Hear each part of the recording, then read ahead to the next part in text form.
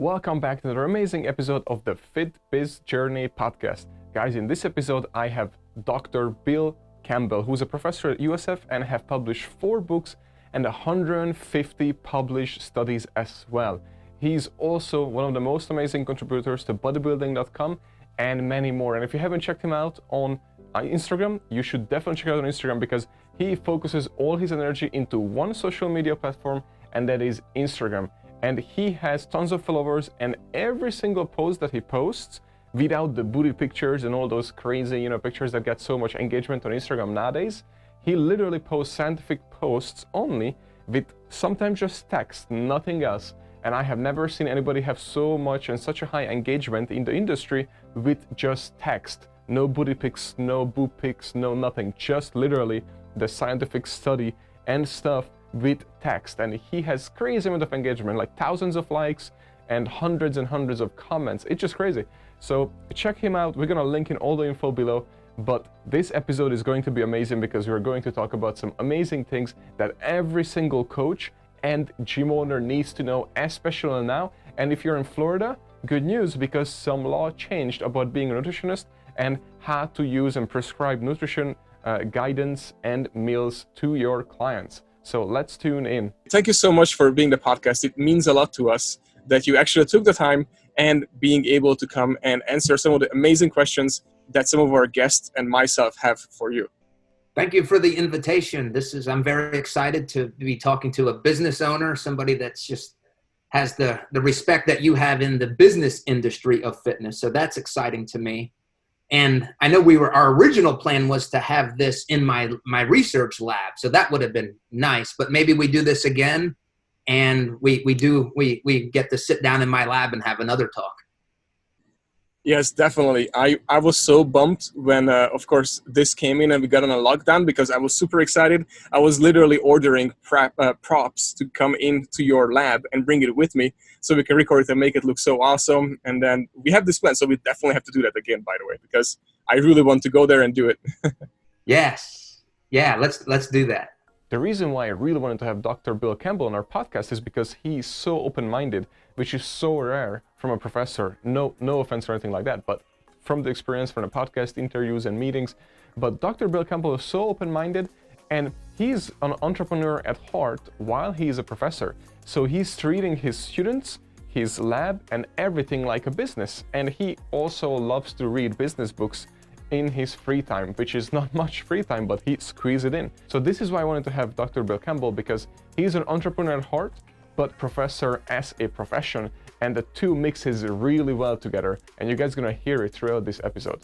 So of course, the first question is that I would like to find out how Dr. Bill Campbell got started in his career, and from the start, how he got all the way to the top, because he is really there.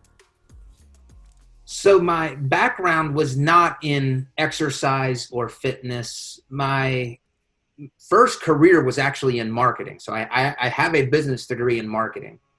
And my first job out of my undergraduate program was to sell herbicides and pesticides. So bug killer, weed killer.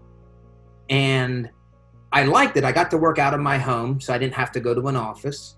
And I enjoyed that aspect, but I wasn't passionate about killing bugs, and I wasn't passionate about killing weeds.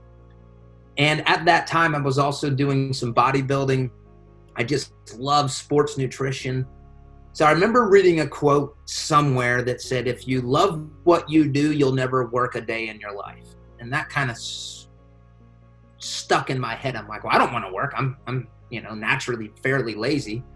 And I understood maybe I should pursue something that, like bodybuilding or sports nutrition, that I'm doing every other minute of the day when I'm not selling these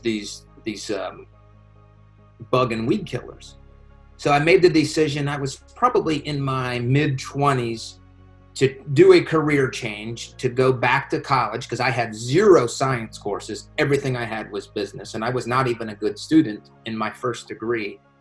So I had to go back to school and started taking all of the science courses, anatomy and physiology, general chemistry, organic chemistry, biochemistry, all of those things to set me up for a second career. And at that time, I thought I want to work for a supplement company because that's what I want to do. So eventually I got into a master's program at Baylor University and studying exercise physiology. And the more I got into that program, I thought, well, maybe I should get a PhD and maybe I'd want to be a professor. So maybe I won't go into the industry. So that's kind of the early stages of of my path. And even to this day, I love business people, especially people in my industry, the fitness industry. It's that you have to embrace risk. You have to be resourceful. I love those things. I just don't have the personality to do that. I'm married. I have 2 children. I really like my steady paycheck. I don't think I would deal well with a lot of the uncertainty. But again, what you do, what some of my students have done that graduated from my program, just being fitness entrepreneurs, I love that. It's probably, other than what I do, it's my passion just to learn about that and appreciate it. And long story short, I've been at USF, the University of South Florida, for the past, I think I'm in my 13th year. And during that time, I've been able to build my lab, and I kind of try to run my operations like a business. I learn from business people, and then I bring that into my lab. So that's my story. And that's amazing. And, especially to our listeners right now, I really appreciate what you said, because you obviously have the charisma, what do you call it in English? The qualities of an entrepreneur and a leader, because what you have said is really hard for so many people to say that. And then are you this open with your students too? Yeah. I tell them, I've made 13 years of mistakes. I was lazy. I didn't study that. Like, I don't know how you feel, but if I could go back 20 years, I would own the world. I feel with just not being lazy, being proactive on certain things. But yeah, I think if you were to talk to my students, I think they would attest to the fact that this is my normal conversations with them. Basically, learn through my mistakes. Yeah, that's amazing, because I have met so many people, who basically try to hide their mistakes, and then they just show the good qualities, and that's not always good. And especially in your case, because you are leading all these students, at the university, and basically that's an entrepreneur does too, lead all the amazing employees with them. And if they're not vulnerable and open up and tell them, hey, this is what I learned from my mistakes, then those students and employees going in blind. They don't know what to expect. They just think it's all good. But I love that how you explained it and said it, because that's just the true facts. So there's nothing to hide, or you shouldn't. Yeah. And on that note, that's an interesting, you phrased it. When I try to recruit students to my program, I basically say, here's 6 reasons why you shouldn't come here. I want a low bar. Or when I try to recruit students to my research team, hey, this isn't fun. It seems like it's fun, but here's what we actually do as researchers. We watch people work out 4 hours per day. We put numbers into the spreadsheet 2 hours per day. So I would say that my sales pitch, if that's what we're going to call it, is to give everybody reasons to not study with me, to not come to our program. And for whatever reason, it seems that actually works. But I feel like, no, I'm being completely transparent. So if you come here, I don't want to hear you say, is this all it is? Yes, this is all it is. Remember our first conversation of how how repetitive this stuff is? Now, I'm not going to say it's not fun, but I think a lot of people only see me speaking at a conference or this podcast. Oh, I would like to do podcasts, or I want to speak in front of, a couple thousand people at a conference. That's 1% of the job. Yeah, I love everything that you just said, because if you just replace everything with employees and entrepreneurs and workers and business, we just replace the words, you basically just said how a business works as well. So it's pretty cool, what you just said, because that's literally how it works. So this is a question I've been eager to ask someone open-minded like Dr. Bill Campbell, because I wanted to find out that when you get a PhD, do you get into places right away, or you still have to earn your spot? And I just really wanted to find out that you know, how much advantage and disadvantage do you have having a PhD or not having the PhD, and what do you really get out of it? So let's find out. You have published tons and tons of publications, and you have published 4 books as well. And on top of that, you speak at speaking engagements, you get on podcasts, and you also one of the main contributors for bodybuilding.com, right? Yes, I've written for them a couple times, yes. Yeah, so what I wanted to ask you is that, because I guarantee you that so many students and people look at you and are like, oh, it's easy for you. You have all those things going for you. Well, my question is, how did you actually get there to get all those things going for you? Because I know it's not easy. So the first thought that comes into my mind, and she won't even hear this, she won't listen to this. I married the perfect woman that takes care of everything outside of my job. I literally can wake up and I can focus all of my energy on my job, my tasks, my career. And then I come home and then I get, you know, then I help with our children or whatever. But I haven't written a check in 18, I don't know how long I've been married, 18 years, 19. She handles everything about my life. So how many people have that luxury? So God has he's blessed me immensely with my wife. And I would say I do have an advantage. Here's an unfortunate reality. When you earn a PhD, you are given respect and opportunities that I would say aren't really deserved. Because there could be somebody that didn't get a PhD, who's much smarter, who knows the science better, and for whatever reason, the culture, the business, the market doesn't necessarily value them on that knowledge, but just having these letters after your name gives you a certain level of respect that, no, I'm not saying it shouldn't be respected, but it is an advantage. I don't think I would have been anywhere close to where I'm at without earning my PhD.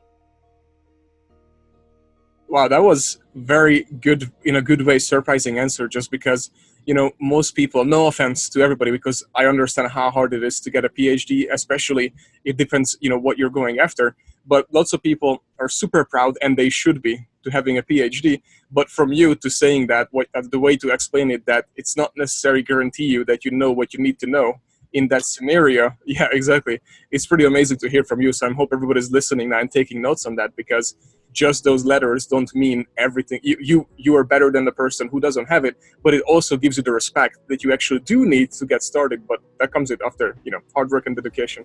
That's awesome. Yeah, and I'll add to that something that bothers me about my profession, and I love my profession, but a lot of my peers, or, you know, just people with PhDs, they think they know everything. And I know, because I do consulting, I do legal work, I have a lot of side projects. The business people, many of the people in the business side of our industry know a lot more than people with a PhD in their area. So that's something I've appreciated over the years. I study this. Man, some of the business people and this is mainly in the supplement industry, the knowledge that they have is incredible. Yeah, I'm sure that everybody listening right now in the business appreciate everything you are saying, and probably looking you up as we speak, because if they haven't heard of you, now they're definitely going to see who you are and what you have done, because those words not usually come out of people's mouth, or at least not easily as you are saying it. So thank you very much. Thank you for that. So now I really wanted to find out that what you as a gym owner, or you as a personal trainer and coach, really need to know about subscribing meal plans or meal plan guidance or any nutritional advice to your clients at your facilities, because this is a topic that is trending on the internet even today, because there are some iffy rules all around, and Dr. Bill Campbell will give you the advice that you need to hear if you don't have a nutritionist on staff, and how to get one on your staff if you need to, like a very easy way that's not going to cost you anything. So let's hear it. All right, I'm gonna give 3 answers to this because I think it's changed a lot. So I'm gonna give my opinion first. This is not fact. So it's always bothered me that these laws exist to limit people like personal trainers on giving nutrition advice. And as I was in my education, I was taught that Florida and Ohio were 2 of the strictest states in terms of what advice you can give. And I don't like that. I guess I'm a libertarian at heart in terms of if you are knowledgeable, even if you're not, if you want to give bad advice, you should have the right to give bad advice. And people will say, well, what if it's unhealthy? Then I don't know I don't have an answer for that. Yes, then it's unhealthy. Try to get 2 opinions then, and then choose which one's best. So I've never liked the laws that, in my opinion, exist just to protect a certain segment of the industry. So that's just my thought. And nobody cares what my thoughts are. But then we have to get into, well, what's the reality? Well, the reality was in Florida, and what I've told my students is, you really should not give nutrition advice because it's outside of your scope. I'm in no position to encourage anybody to break any state statutes. So that was always my message. And of course I would say, but what I do when I was working with clients, I would hire an RD and have them sign off on my recommendations. I would give them like 10% of my revenue, have a little agreement, and that, I believe, protected me because it was the RD's name that they were signing off on this advice. Now, what I've learned in the last month was that the rules, the laws, the statutes in Florida have changed. Now, I have not confirmed this, but I have a registered dietitian in my graduate program. His name's James Gegenheimer. Just a really good registered dietitian, very knowledgeable about clinical nutrition, food science. Love having him. In fact, he's like a co-professor at times with his knowledge, and I call on him. He told me, and it's funny, he was up in Tallahassee, our state capital, fighting against the proposal that they do away with these protections. Because he, as an RD, he wants to keep his turf protected. And I told him, I hope you lose. I hope they change the laws in Florida so that my students can give people nutrition advice. And what he told me was that they have done away with those statutes and that Florida now is just like, maybe like California, which there's a lot more freedoms. So I don't know, again, I haven't seen the statutes. I'm basing this on his word, but my belief, what I think has happened recently is that Florida has really scaled back what a personal trainer can and can't do in terms of giving nutrition advice. That's amazing information to know because I had no idea about that. But what you'd give advice, by the way, advice about hiring an RD and then, to able to give it 10%. Well, and you were saying that you don't have what it takes to have a business. So far, what you have told me, you should be running a business. You have way more knowledge than the average bear out there, like way more. So, yeah. But anyways, that's a great advice. So, and guys, if you're listening, that's what I did when I first started out, 100%, and we still do that. And that's an amazing thing to do because you're helping out everyone, and you actually don't have to worry about it. And now that there's this statutes passing, I would say recommend it because at least you have somebody else to sign off of it and could be more knowledgeable than you are. It's just about right partnership, I would say. Yeah, and I agree with that. If I'm a consumer and this team has a registered dietitian who's devoted their life to passing all of their boards and exams and internships, and then there's personal trainer Paul who just wants, that's on his own. Well, I'm not saying I don't dislike RDs. I dislike the statutes that forbid, but I think it makes a lot of sense. Even if the statutes have changed, I still want a registered dietitian on my team. Yeah, that is great, and I 100% agree with you. And then I wanted to ask you, so because we talked about the dietitians and information, where they get the information. So what I wanted to find out is that what would be like a good place of source for, it could be like an everyday person, or if somebody want to dig deep way more and want to be more knowledgeable to help clients who want to lose weight or gain muscle, whatever their goal is, where would you get your information from nowadays? Because it's so easy to get anything off the internet, but how do you know it's credible? Like what you should look for? Because I know trainers, they're really struggling with getting info, the right info, I should say. Yeah, that's a good question. And I live in a little bit of a bubble in the sense that almost all of my reading is the scientific literature. So I don't have much of a social media presence. I don't spend a lot of time on the internet. So I know one thing that I would avoid is people that have like their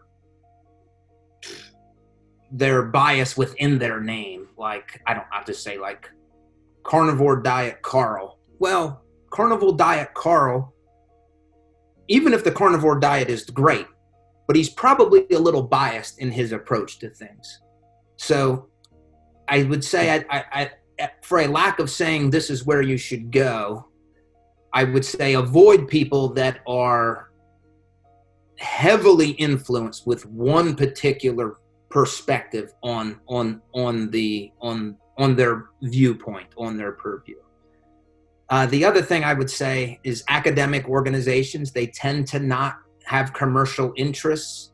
So those would be good places to get personal training, fitness, facts. The problem with academic organizations, and remember, this is my field, they're usually not pioneering. They're not current a lot of times. It takes them a while to catch up to what people are doing in the actual profession. And I guess I'll put my marketing hat on here. Follow my Instagram account. I'll give you a lot of education on evidence-based nutrition and exercise topics. Guys, if you have not looked up Dr. Bill Campbell yet, look him up on Instagram. As I said at the beginning of this episode, he is killing it on Instagram and his engagement is just unbelievable. So if you look him up, like I said, there's no booty pictures, no crazy fitness pictures. It's literally science and his open heart to the public on the real studies that he's basically showcasing.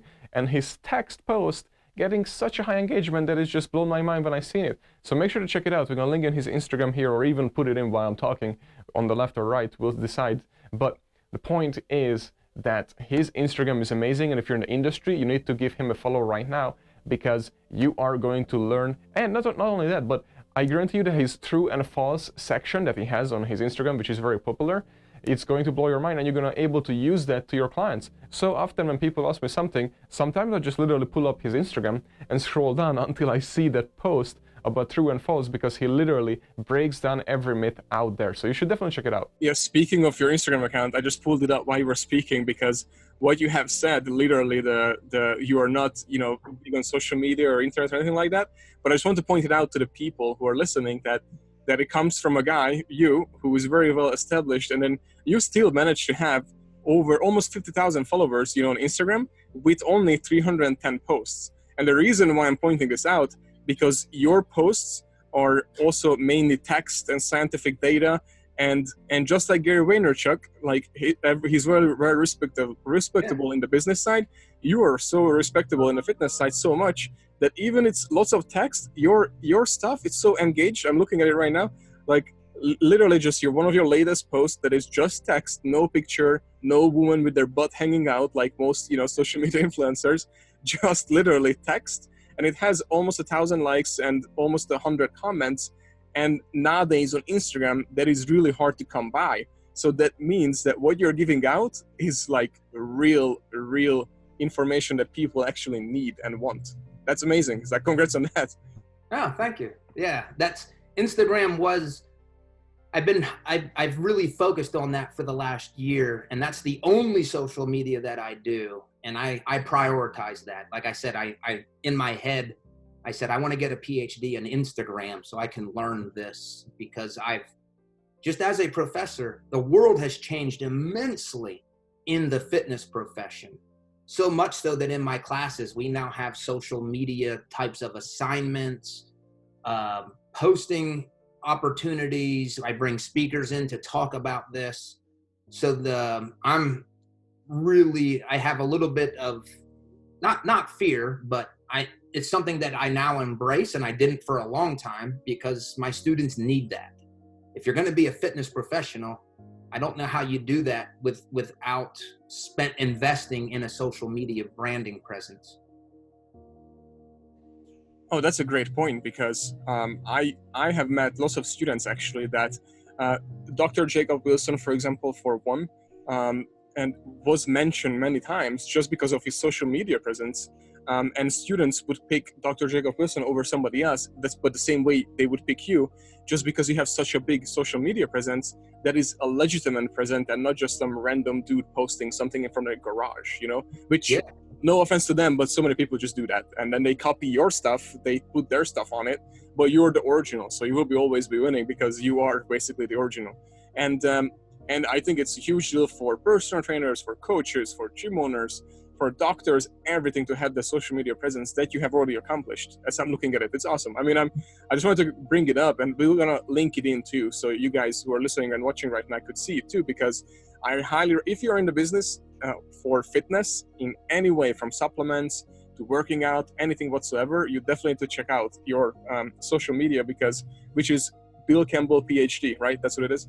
Yes. Yeah. They definitely need to check it out, because I'm going there all the time too. When somebody asks me a question, sometimes I just start scrolling like down, and I'm looking if it's one of your true or false, pictures, and sometimes it is, and I'm like, oh well, let's see it right here.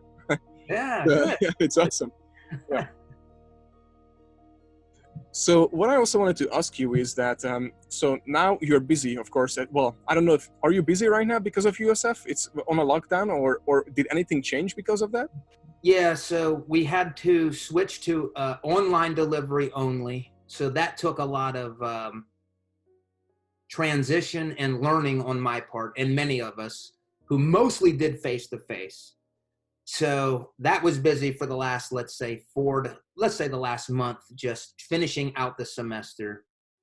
But just in terms of my busy, yeah, a lot of what I read is personal productivity, just trying to be more and more efficient. Because like I said, I do legal consulting, like an expert witness and dietary supplement consultation. I've got a few other businesses that I'm working on relative to my research area. So busy on a couple different fronts. So now, a highly educated person like Dr. Bill Campbell, I wanted to find out what is the #1 book that he would recommend for you. So I'll give 2 books, if that's all right. The first one is funny. It's called Getting Things Done by David Allen. Is that one you've heard of? Yeah, that book is great. I have it in my office. It's stacked right on the side, and I'm always hoping that some of our employees just ask us, hey, what is that book all about? And I would just be like, hey, take it. Here it is. Yeah. So that book, right as I was finishing my PhD, was when I was reading that. And I don't know if my wife might say I'm OCD, but I would literally, when I read a book like that, I type up my notes. I literally type them, because then I feel like me copying and typing the notes, then it helps just put it into my head more. But that book just made me just appreciate thinking through on the front end of things. Okay, if I'm going to commit to this, I need to think through how much time is this? And it's only paper, pencil. I mean, you can have all kinds of the gadgets, but you can just use a paper and pencil, which is what I use. And what I love about it is it's just, to me, it's the best system for organization. It relieves a lot of, when I'm on it, when I'm doing well, it has done so much for me, keeping on top of all of my projects. So Getting Things Done would be the first one. And then the second one is another book called So Good They Can't Ignore You by Cal Newport. That's not necessarily a personal productivity book, but it's more of a book of trying to optimize your professional value. And it's changed the way I do things on a daily basis. And I get, a couple emails every month of people who were in sales, or they're even in the medical profession, or a teacher, and they want to change careers. That, if you're thinking of changing careers, that book called So Good They Can't Ignore You is a must read. It addresses that. It talks about career capital and becoming a craftsman at what you do. Like, you literally want to be so good at what you do that you are just the person. So what it has done for me is, it's just made me think, okay, I'm not just going to do another body composition assessment for the 3,000th time. No, I'm a craftsman at pinching skin or doing an ultrasound measurement on this bikini competitor or this subject in the study. I'm a craftsman, so I do not want it to become just another minutia. So it brought a lot of purpose to mundane things for me. Those are two really good recommendations. And just if you look at the titles on both, it reflects what you have been doing and accomplishing, which is awesome. So literally it comes off of you. Like, just when you mentioned those two titles, I'm like, oh, you're already doing all of those things.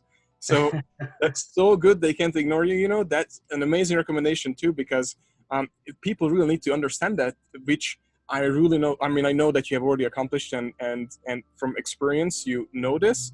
But what it is that so many people want to accomplish something. Like, they become a gym owner, they get a PhD, and then they hope that what you have accomplished from speaking engagements, the writing books, the offers, the bodybuilding.com, and all these things just happen because you just did one thing. No, what you did is you practice your craft and you became so good that they can't ignore you. So people not lining up, but they come to you now, or you can go to them and they look at you and be like, oh, we can't ignore this guy, you know? So that's, I just wanted to clarify with that, guys, because I really think that you have actually lived it, done it, and still doing it. What is next for Dr. Bill Campbell? We are about to finalize a diet break study that we did in my lab. So diet breaks, essentially when people go on a diet, there's a lot of things that are not ideal. You lose muscle mass. Your metabolic rate goes down. It gets harder and harder to lose weight the longer you're on a diet. So a diet break is where you take a break from it's a planned break, a prescribed break, and you still limit calories, but you basically go back up to your maintenance levels. And the thought is, if you take a break for about a week, it eliminates these weight loss plateaus that most people experience, and it allows you to maintain your muscle, and it keeps your metabolic rate high, which helps with future fat loss. So we're about to we have finished that study. We're working on the data, and then we're going to, submit that for publication soon. So I'm very excited about that study. I wanted to find out how to read those research study papers that is being published out there, because, there's so many ways to understand it, and so many people just skip to the bottom and read the conclusion, which is not the right way to read those studies. But I just wanted to find out from Dr. Bill Campbell what he would recommend on how to better understand and take these research studies to use. Future task of mine, I don't have this yet, but when I have my website finalized, I'm gonna take all of my studies and I'm gonna do exactly what you said. I'm gonna break them down.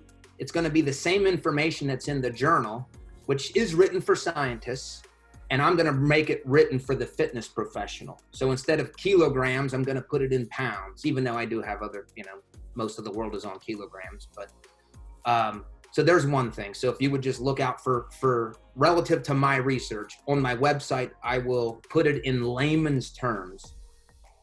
And then the other thing is, I actually do the purpose of my research as much as I can. It is not for other scientists. I do have to publish in academic journals, but I would encourage people, if they can get my studies, the graphs that I put in there, my intent is not to impress a scientist.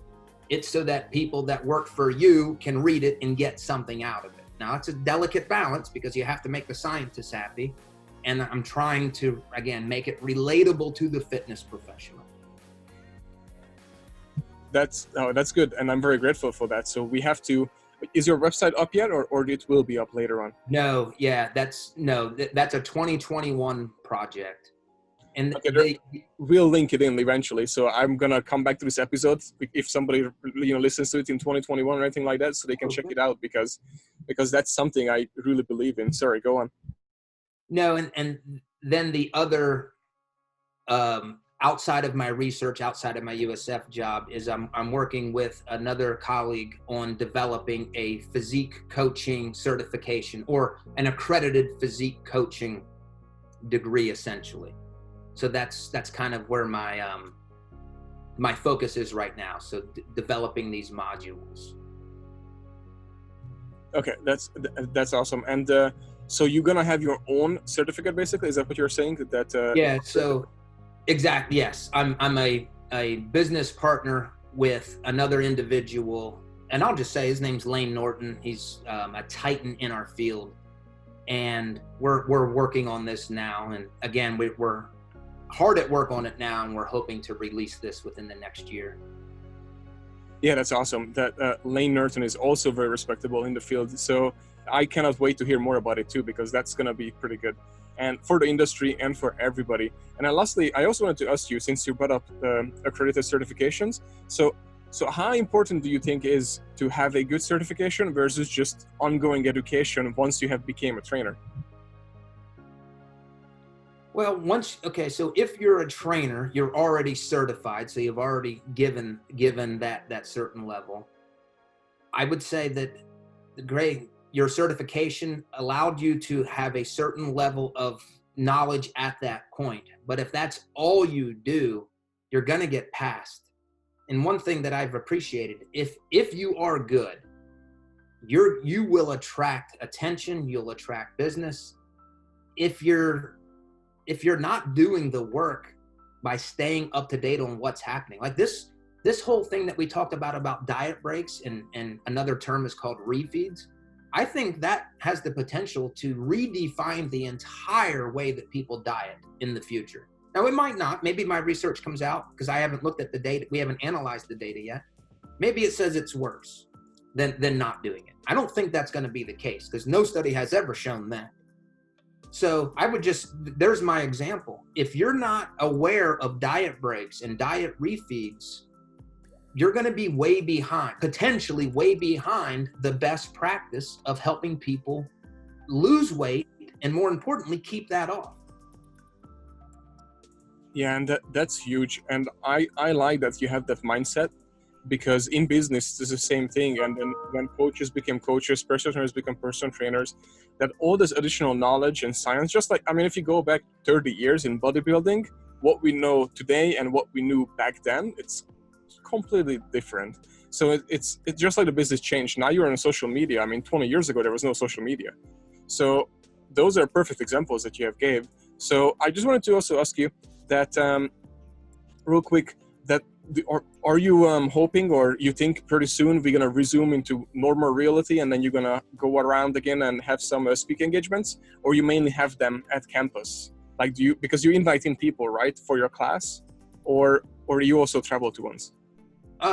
So sometimes I bring in people for my classes, but normally I try to bring in people for my research team, because my research team is volunteer. They're a volunteer army. There's about 25 of them. So they're giving me, I don't pay them.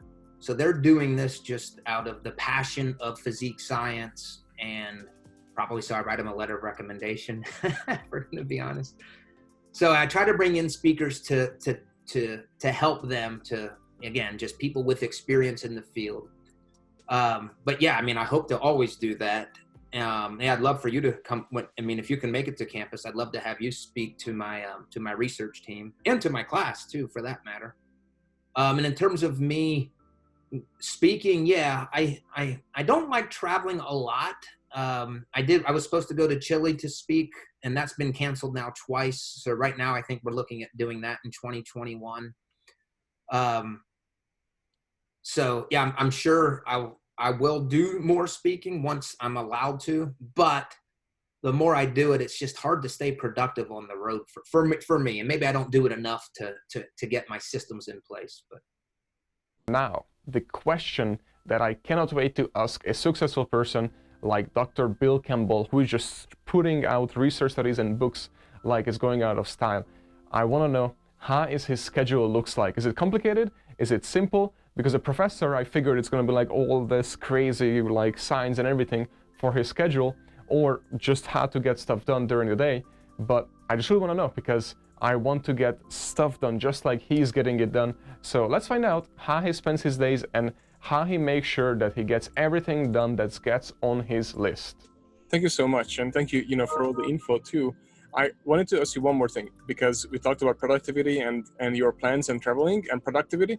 So question is, how is your normal day looks like prior to the lockdown? So like, how would like your regular day look like to get stuff done and to move forward, research? Just would you be able to walk us through it? Yeah, so I'm gonna put up, I have an example here.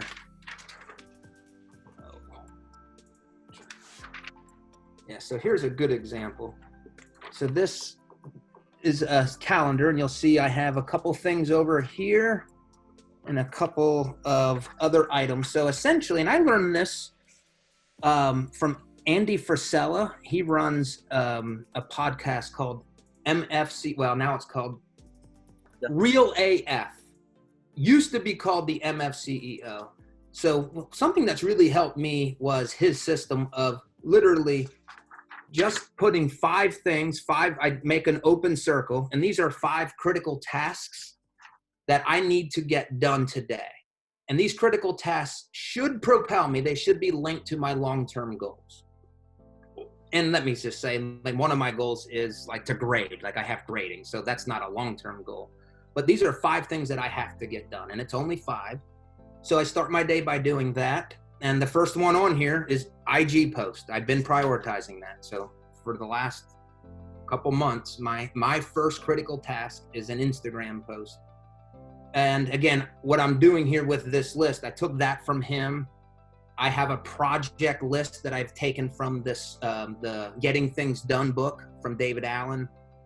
And then just trying to get good and better at this from the Cal Newport's book, So Good They Can't Ignore You. And then he has a second book that's called Deep Work, which really makes you appreciate the value of focus and not being distracted. And then now he actually has a third book, which I haven't read yet. So I don't know if that answered your question, but that's lists. I work through lists. No, that is perfect, because so many people have these crazy calendars with all these different colors. I mean, whatever works for you, but so many people overcomplicate it. What I have seen, and yours, a very well accomplished person who have done loads of things and reads books and have students and have so many things you have to do, and to have this simple list and actually accomplish everything you need, that shows you guys that literally that's all you need, and that just the rest is just you have to actually get it done. What's on the list? That's the secret. Get it done. Yes. Yeah. And one of my personal core values, but it's actually in my lab's core values, is keep things simple. It's literally the top of our core value. I get very frustrated with people trying to complicate things.